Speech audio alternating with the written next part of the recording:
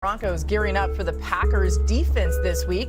It'll be Bo Nix's first time facing Micah Parsons, and the second-year quarterback knows it's a big test. Hear what he had to say.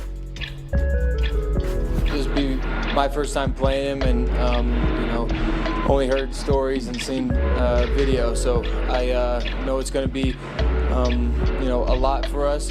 He's one of the best players in the league for a reason. You don't want to make him bigger than the game. We'll always be aware of where he's at, just with certain calls, but you definitely have to play the game, and you have to also allow our players to do their best against him.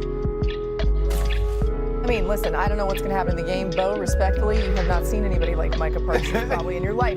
Mina, what do you expect to see from this matchup? I think the Packers offense versus the Broncos defense is like the football sicko matchup of the week. I want to bring something up, and Ryan, I really want to hear your thoughts on this. So, Jordan Love against man coverage has just shredded it. Second in QBR in the NFL. The Broncos defense, we know, loves playing man coverage, and they're exceptionally good at it. They allow the second lowest QBR in the NFL. It's kind of like a something's got to give scenario.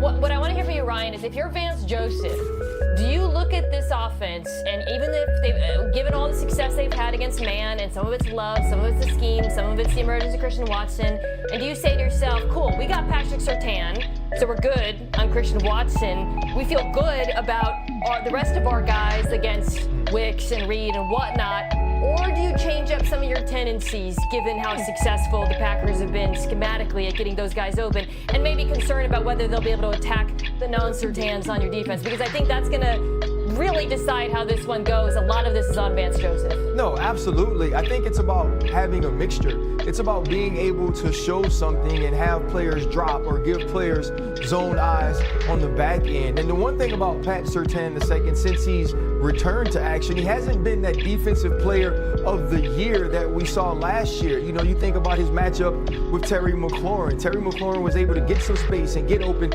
even though Pat has been phenomenal. But you have to think about the Riley Mosses and the McMillans, who have played well, but have been susceptible to getting plays made on them. And when you see Jordan Love playing at this level, here is where the rest of the wide receivers outside of Watson come in. They've been used to being wide receiver by committee, so we've seen some of those guys step up and make number one type plays. Example, Dontavian Wicks versus the Detroit Lions. Yeah, personally, I don't think they can cover both Wicks and Reed with their guys. I got a lot of respect for Denver's defense, but if they play man in shadow, Surtain on Watson, Jayden Reed should have a big day. I look at the other side and I go, okay, Green Bay's defense just played Chicago's run game, which is a zone-centric run game, and did a very good job. Denver's a little bit different of an animal. Denver will get into 22 personnel, so 2 back, 2 tight end, and they'll run just a little bit more at you with their fullback and pull people. Then they'll also run their keeper game. Bo Nix throwing on the run at a very high clip, and then down in the red zone, utilizing his legs. So for me, it's this Green Bay defense. Can you, 2 weeks in a row, handle a good offensive line in the run game, but in different schemes? And then Bo has made so many plays with his legs this year. Yeah. I think that's when Micah shows up. I think that's the impact that Micah plays, is his ability to chase an athletic quarterback down. All right, you saw a little teaser there. They were flashing the game picks. I haven't gotten to pick games with you guys on Fridays because of college football. Oh, wow. We're sounding the gong early. Anybody? That makes me a little nervous. Wow. And by the way, the Packers have beaten a team on a 10-game win streak only twice, 1934 versus the Lions and 2005 versus I will just say this, too, about this defense. You face Gibbs, Montgomery, Manungai, Swift in consecutive weeks. I mean, they're battle-tested against the run. And that's true. You could get the bad Bo Nix for much of this game, and I believe Jordan Love and that team scores enough to make it difficult. The flip side of what I was saying at the top, the Green Bay Packers defense plays zone. Bo has been much better against man than zone. So he's going to have to level up in this one and find the space rather than just throwing the guys. That's where he's had success in the past.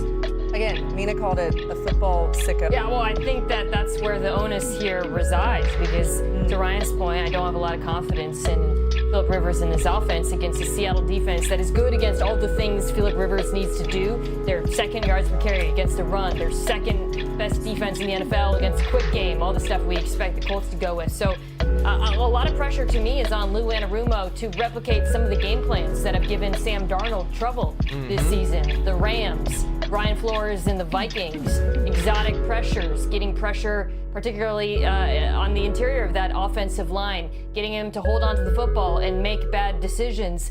The best support that the Colts can give Phillip Rivers this week is field position. So I think for them, it's all about coming up with a game plan to make life harder for Darnold, which, you know, the Colts defense is not anywhere, it's not as good as the Vikings, certainly not the Rams. But Lou Anarumo can cook up some stuff that might confuse Sam a little. Still concerned about Sam Darnold and some of the habits that I've seen from the past creep up. It was the case again last week. I'm still concerned that this team just cannot run the football and there's way too many negative runs.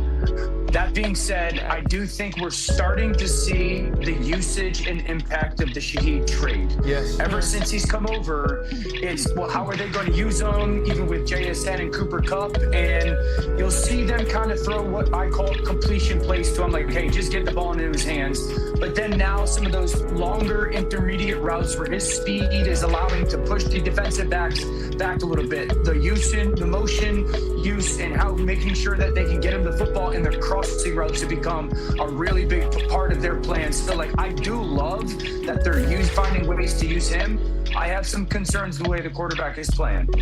Again, the report there from Stephen Holder, they have not said anything official, but all signs pointing to Phillip Rivers making his return to football. And this is another weird one. It's kind of fluky, but the Seahawks just 7-8 at home under Mike McDonald, 13-2 on the road. So they host this one. You never know. Maybe that matters. I don't know what's going on at home. All right, let's talk about the Raiders. They are seemingly a bounce-back team for for several teams this season. The Bears 1-2. You see the Raiders, you start winning, okay? When they face the Raiders in Week 4, they're 8-2 since. This is kind of weird. The Jaguars 5-1 since their Week 9 win at Vegas. The Cowboys still in the playoff hunt since that win on Monday Night Football. So that's good news for the Eagles, okay? Music to Nick Sirianni's ears. The Eagles host the Raiders Sunday, trying to avoid 4 straight losses. That's never happened before since Sirianni took over in 2021. Gonna need more than this out of their offense, though. League-high 9 turnovers, only 18 points per game during the losing streak. RC, how do the Eagles bounce back this week? I mean, if the Eagles could get a mixture of their New York Giants run game and their Minnesota Vikings pass game, then they'd be cooking with grease. But I believe they do need to lead with Saquon Barkley. We saw him get some space against the Los Angeles Chargers, and you saw his skill, his vision, his explosiveness take hold. And then offensively off of that, you want to see Jalen Hurts get into some of the play-action game that we saw him have success during the middle of the season, especially utilizing Devontae Smith. Yeah, this is interesting, too. We're going to throw a tweet up here. Jalen Carter, as well as Lane Johnson, ruled out for this game. Remember, Jalen Carter had the treatment on his shoulders ahead of the Monday night game last week. Lane Johnson